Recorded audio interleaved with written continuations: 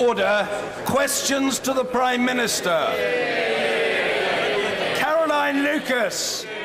Thank you. Number one, Mr. Speaker.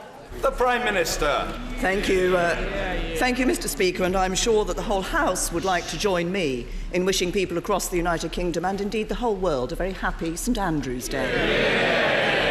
Mr. Speaker, this morning I had meetings with ministerial colleagues and others, and in addition to my duties in this House, I shall have further such meetings later today. Caroline Lucas. Thank you, Mr. Speaker. Can I suggest to the Prime Minister that having your cake and eating it isn't a serious strategy for Brexit, and that Britain deserves better than having to rely on leaked documents to know the government's plans? How on earth can she expect MPs to vote to trigger Article 50 when she refuses to give any clarity as to what kind of Brexit she's pursuing? Will it involve us still being members of the single market? Is it arrogance or is it incompetence? Prime Minister.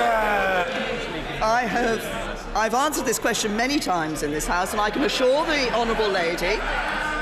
She asks specifically about the issue of the single market and trading with the European Union. I've been very clear. We are ambitious in getting the best possible deal for trading with and operating within the single European market. Mark Menzies. Thank you, Mr. Speaker. And I welcome in last week's autumn statement the announcement of £556 million for infrastructure in the north of England. But despite this and years of hard work, the M55 Lytham St Anne's Link Road is still not assured. Can my honourable friend, the Prime Minister, do everything she can to ensure that this vital local project for jobs and employment in my constituency is delivered without further delay? Prime Minister. Can I commend my honourable friend for the hard work that I know he has put in relation to this project. I understand that there is to be a significant sum of funding from a developer, and my honourable friend has been working with the developer and the County Council on this particular issue. The LEP has submitted a linked bid to Highways England. It's being actively considered, and I understand my honourable friend will be meeting my right honourable friend, the Minister for Transport, this afternoon to discuss this in more detail.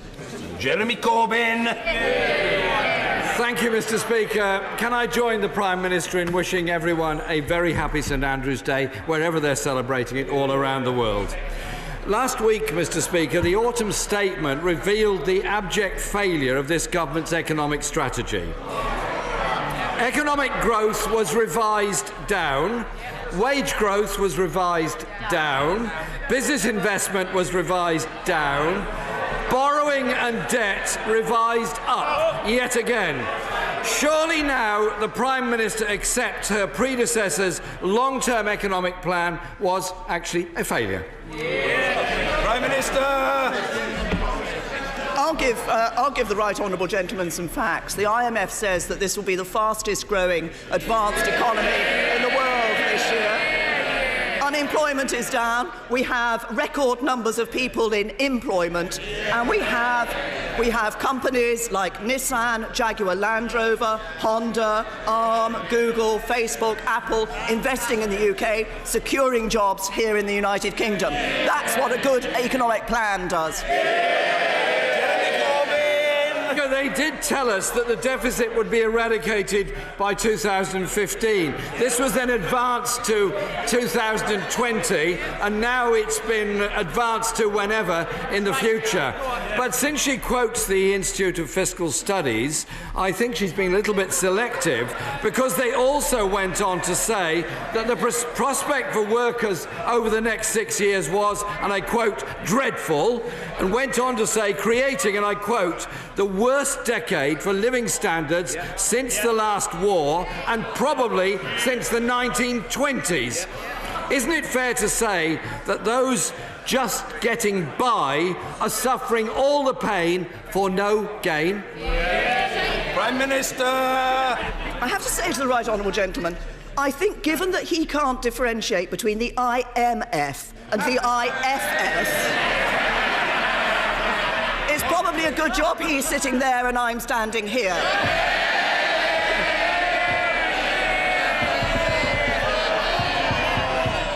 Let me tell tell him what we are doing for those people, and let's think about those people who do find life difficult, who are struggling to get by, who have a job but worry about their job security, who have a home but worry about paying the mortgage and are worried about their children's education and whether their children will be able to buy a home. What are the measures we've been doing? We've increased the national living wage. We introduced the national living wage. We're increasing personal tax allowance, taking more people out of paying tax altogether. We're increasing the number of affordable homes being built. But we can only do this if we have a strong economy, and it's our plan that delivers that strong economy. Jeremy Corbyn! Mr. Speaker, wages have stagnated, home ownership is falling, homelessness has doubled, and queues at food banks are rising every day. If the Prime Minister really believes the economy is doing well, why is her government forcing through £2 billion of cuts in in-work support, cutting the incomes of working people, leaving many households over £2,000 per year worse off? Prime Minister! He starts his question by talking about home ownership. Let's be very clear what's happening in terms of housing. House building starts fell by 45% under Labour in 12 years. They have increased by over 2/3 since the Conservatives were in government. Yes, we are making changes to the welfare system. He and I have a fundamental difference of opinion about the welfare system.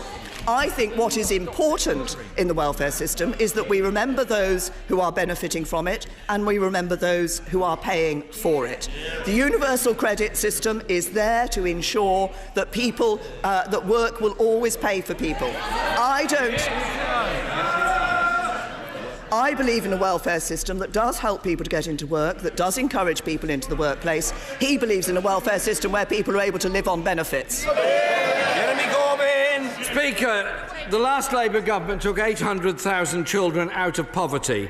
Under her government, child poverty is rising and now covers 4 million children across this country. Our people are suffering because of the policies of her government. People are paying the price for her failed economic experiment. They've even now abandoned the previous Chancellor's pledge for their so-called national living wage, paying at least £9 per hour by 2020. What is the new pledge on living wage? Prime Minister! The pledge on living wage is what's set out in the autumn statement and is as it always has been. But he talks about poverty. He talks about poverty. Actually, we are seeing fewer families in absolute poverty and fewer families in relative poverty. And I come back to the point I've been making in answer to his previous questions. It is only possible to do these things by having a strong economy. The one thing we know is that the policy that would not deliver a strong economy is Labour's policy to increase borrowing by £500 billion.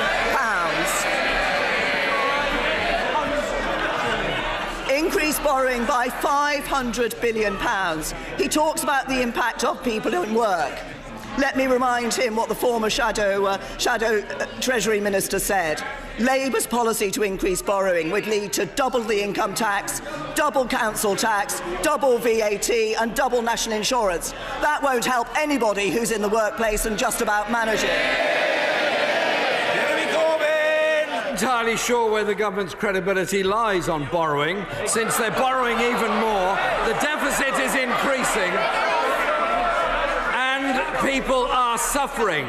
When she talks about children in poverty in response to my question, I simply remind her 4 million children living in poverty, children going hungry to school in this country because their parents don't have enough money to feed them properly. It is a disgrace and should be addressed. Mr. Speaker, in the autumn statement last week, the Chancellor spoke for over 50 minutes. During that time, he didn't once mention the National Health Service or social care. 1.2 million people are lacking the care they need. Why was there not one single penny more for social care in the autumn statement? Prime Minister! There is absolutely no doubt that the social care system is under pressure. We recognise that. If you just look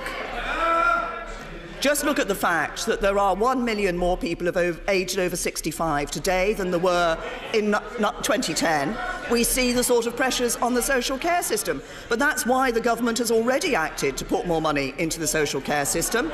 More money through the Better Care Fund, 3.5 billion extra through the Better Care Fund, and more money through the social care precept. But it's also important that local authorities and the NHS work together to ensure, for example, that people have the social care they need so they're not ending up blocking beds in hospital. There's some very good practice up and down the country, and sadly there's some not so good practice. What we need to do is make sure everybody is giving the best possible service to people who need it.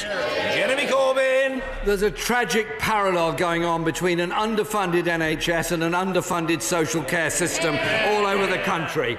And she knows it, and indeed she might care to listen to the Tory leader of Warwickshire Council, Izzy Seacombe, who says that her council has been cut to the bone and says on social care, right now we have a 1.3 billion gap which is not being funded. It is a real crisis in every social services department all over the country, and indeed in almost every NHS hospital. Next year, Mr. Speaker, this government is handing back £605 million in corporation tax cuts, rising to £1.6 billion the year after that, and £7.5 billion over the next 5 years. So could the Prime Minister explain to the more than 1 million elderly people not getting the care they need, to the 4 million on NHS waiting lists, to the millions of pensioners worried about losing the protection of the triple lock, why there is not 1 penny extra for the NHS or social care? Just what is this government's real sense of priorities? Prime Minister. The Right Honourable Gentleman talks about funding social care and funding the National Health Service.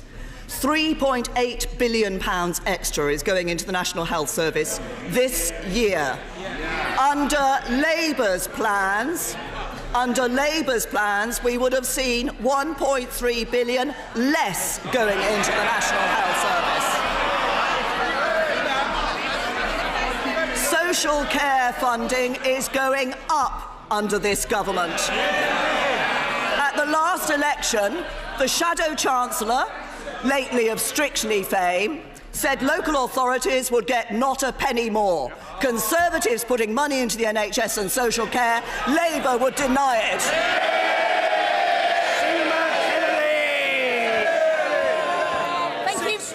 Thank you, Mr. Speaker. On a cross-party basis, Jo Cox and I were establishing the National Commission on Loneliness when she was brutally murdered. This work is now being continued by the Honourable Lady, the member for Leeds West, and me. Does my right honourable friend agree that loneliness is an issue for all our communities? And will she urge her ministers to engage with the Commission as it carries out its work and reports next year? Yes. Prime Minister. Well, first of all, can I just say that I'm sure the whole House would want to join me in commending Jo's family for the very dignified way in which they dealt with matters as the court case was going through. It must have been very harrowing for them. I'm very pleased that my honourable friend and the honourable member for Leeds West are taking forward the work of that Commission on Loneliness. Earlier this week I was able to support the Good Morning Britain 1 Million Minutes campaign, which is encouraging individuals to give 30 minutes of their time to help to be with somebody who is lonely. We've, over the years, I think, failed to understand the impact that loneliness has on people's psychological health, but also their physical health as well. And ministers will look forward to receiving the results of the Commission and to working with my honourable friend and others. Mr. Angus Robertson. Thank you, Mr. Speaker. A very happy St Andrew's Day to everybody celebrating in Scotland and around the world. Mr. Speaker, there is literally nothing to celebrate about the humanitarian catastrophe befalling the people of Syria at this time. The situation in the besieged city of Aleppo is described as being so bad that it could be one of the biggest massacres of civilian population since World War II. What can the UK and the international community do to end the suffering of the people of Syria? The Prime Minister. Right Honourable Gentleman is right to draw attention to the appalling situation that is taking place in Syria, and particularly the indiscriminate attacks that we see on civilians in Aleppo. The United Kingdom has been working with France to bring forward an emergency discussion on this issue at the UN Security Council. That will take place later today. We want to see a cessation of hostilities. We want to see an opportunity for aid, humanitarian aid, to have access to Aleppo, and we will be pressing for that at the Security Council.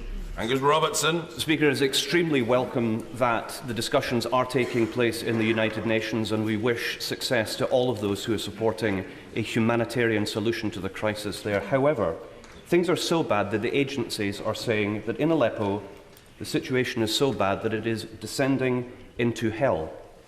Time is absolutely of the essence. I know the Prime Minister is seized of this matter. We are in agreement. Please can I appeal to her? Can absolutely everything be done now to alleviate the situation of the poor people of Aleppo and of Syria? Well, Minister. The Right Honourable Gentleman is right about the horrific situation that exists in Aleppo. I can assure him that the government is pressing hard, is doing everything that we can in relation to this. We have consistently looked at what might be the possible solutions to see if there are other avenues that we can press for.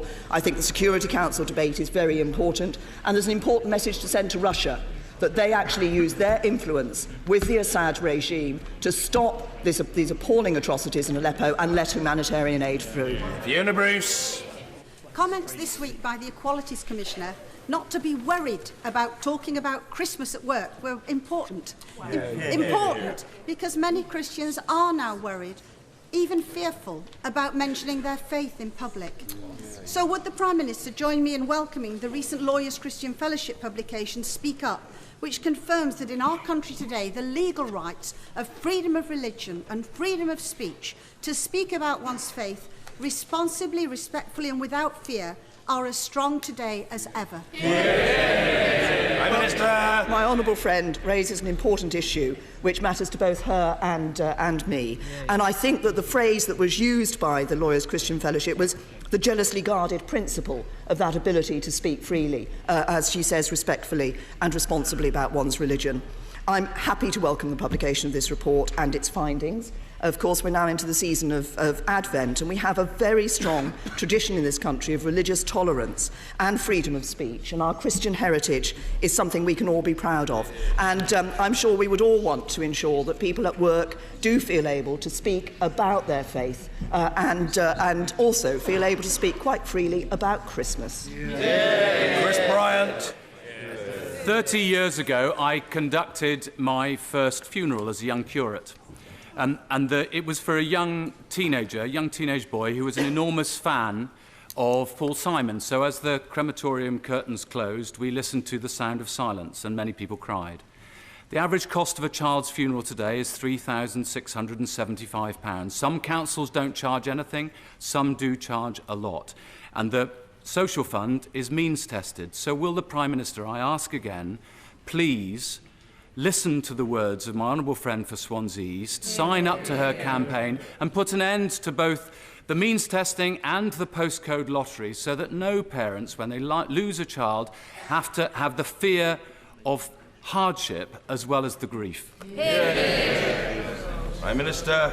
The honourable gentleman raises a very important point, and I know that the honourable member for Swansea East spoke very movingly in the debate that she called on this issue and spoke from personal experience.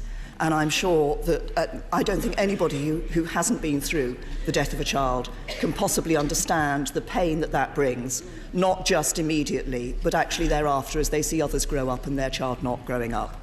I recognise the issue that the honourable gentleman has raised about the cost of children's funerals. There are, as he himself has said, there are measures in place for those particular families who have particularly hardship cases that where money can be given, and it is open to local authorities to waive fees. Some local authorities do this. We have left this to a decision for local authorities, and some do indeed waive those fees. Kelly Tolhurst. Thank you, Mr. Speaker. Grammar schools across the Medway towns have provided good education and opportunities for hard-working young people from a range of backgrounds, helping social mobility and intervening to improve recent Ofsted results in local primary schools, particularly in Rochester and Strood. Does my right honourable friend agree that our current grammar schools' contribution to education ought to be valued and given every support as part of the educational mix up and down the country to help children achieve their full potential?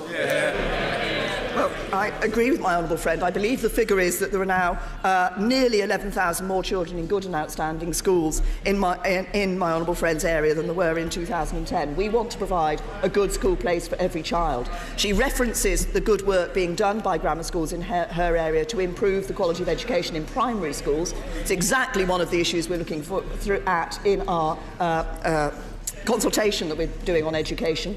We want to remove the legal ban on expanding or opening new grammar schools, but we also want to see grammar schools working to improve standards across the education system generally.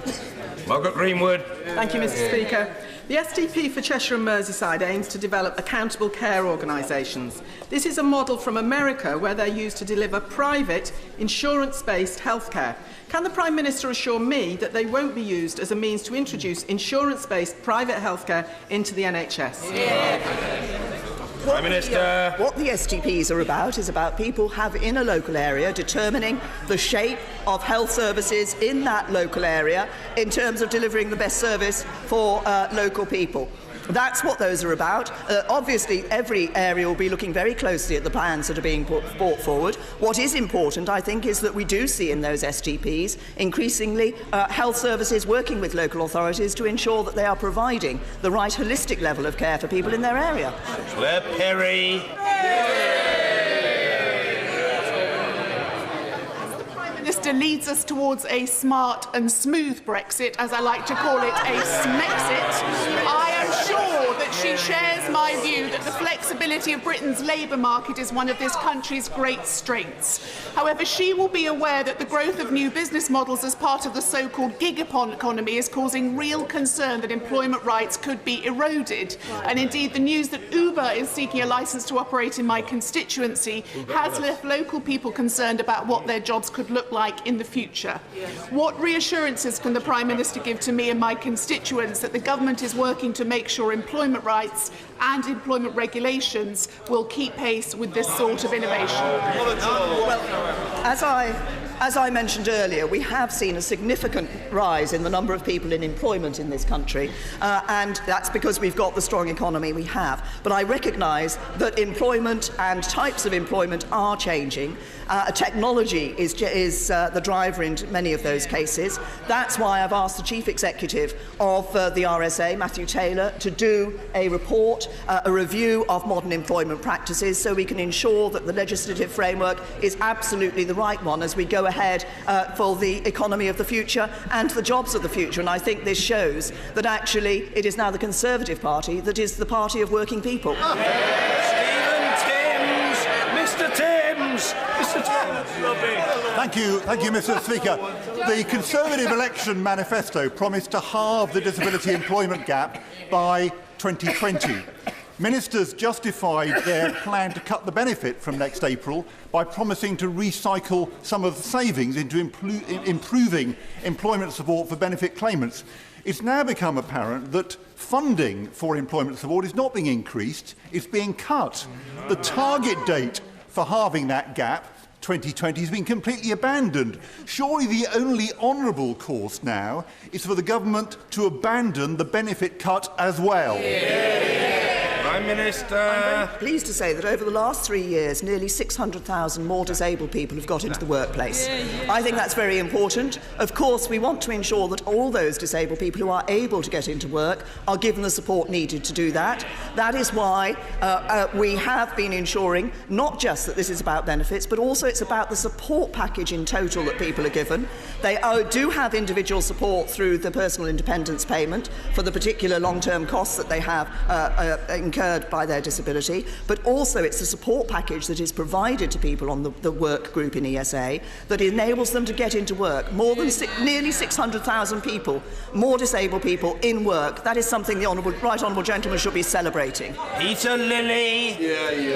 I welcome my Right Honourable friend's eagerness to give EU citizens living and working lawfully in this country the assurance that they'll be able to remain here after Brexit and to obtain similar reassurances for British citizens living and working in the EU.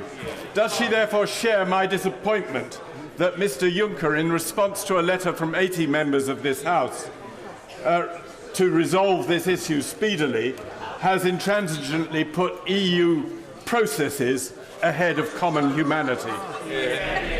Well, I can assure my right honourable friend, as I've said earlier, that I would hope that this is an issue that we can look at an early stage of the negotiations. Of course, there will be 2 years of the negotiations. I think it is right that we want to give reassurance to British citizens living in the EU and to EU citizens living here in the UK. But I think the reaction that we've seen shows why it was absolutely right for us not to do what the Labour Party wanted us to do, which was simply to give away the guarantee for rights of EU citizens here in the UK, because as we've seen, that would have left UK citizens in Europe high and dry. Stephen Hepburn.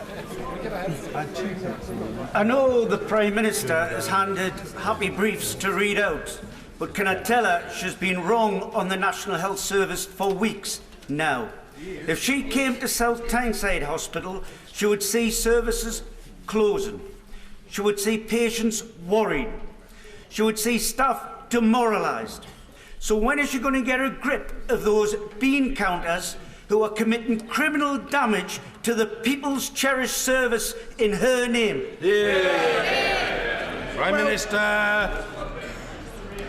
There are nearly 30 more doctors and over 950 more nurses in the South Tyneside NHS Foundation Trust compared to 2010. This year, the South Tyneside Clinical Commissioning Group will be getting an increase of funding, and the health funding in the Right Honourable Gentleman's area is going to be this year £2.7 billion, and that will be increasing by 2020-21. It is this government that is putting more money into the National Health Service. It is the Labour Party, it's a former shadow health secretary on the Labour Party who said that more money for the NHS was irresponsible. Chris White. Thank you, Mr Speaker. Warwick and Leamington contains many of the elements of a successful industrial strategy. Great schools, skilled workforce, strong infrastructure, manufacturing, creative industries, and being surrounded by world-class R&D facilities, to name but a few. Would the Prime Minister outline the government's progress in developing this policy that is so important to our nation's prosperity? Minister. My honourable friend is absolutely right.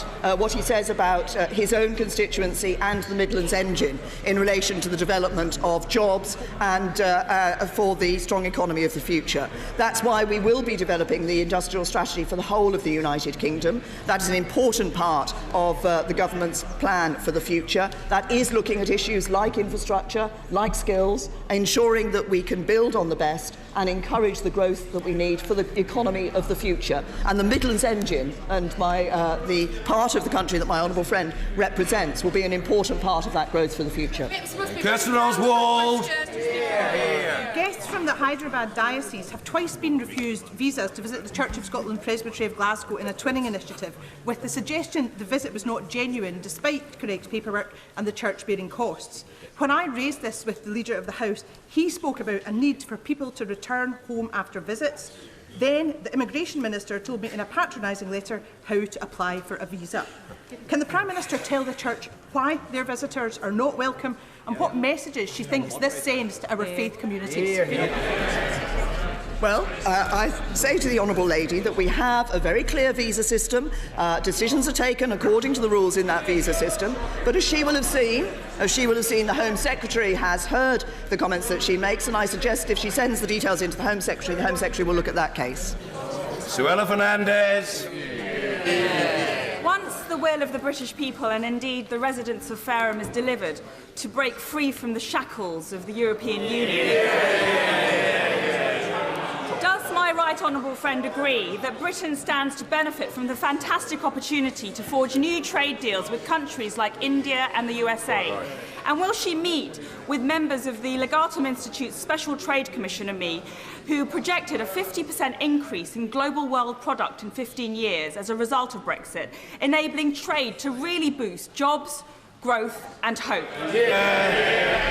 Well, I'm interested in the results of the Legatum Institute's commission on this particular issue. I believe absolutely that free trade is the right way to go, that it is through free trade that we increase growth and that we increase prosperity. That's why I've said I want this country to be a global leader on free trade, and it's why we will be looking to forge those new trade deals with other countries around the world as we leave the European Union. But not just that, we will be looking to see how we can improve trade with other countries before we leave the European Union, continuing to strengthen our economy, and I'm sure the Secretary of State for International Trade will be happy to meet with her and to discuss the results of the Commission's report.